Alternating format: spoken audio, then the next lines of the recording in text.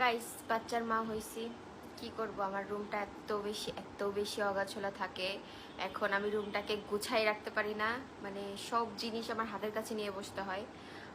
Guys, একটু sample দেখাই, সেটা হচ্ছে এই যে একটা বালিশ, এই যে একটা বালিশ, পরে এই যে একটা বালিশ, দেন এই যে আমি খাবার খাইছি, ওখানে 10 টাকা পড়ে আছে।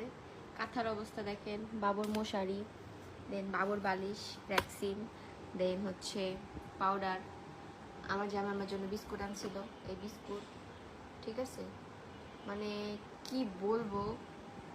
তারপর হচ্ছে এই যে বাবুর হচ্ছে মানে কি বলবো, মুতু করার জন্য যে আমরা কাঁথাগুলো ইউজ করি, সাইডে রাখি, আমি প্রমোশনাল কাজ করছি ওই যে সেটা।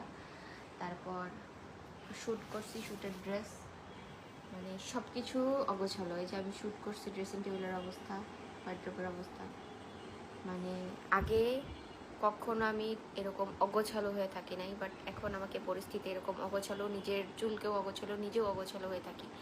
এটাই হচ্ছে মা, এটাই হচ্ছে সংসারের দায়িত্ব। এখন রান্না করব, টাটা।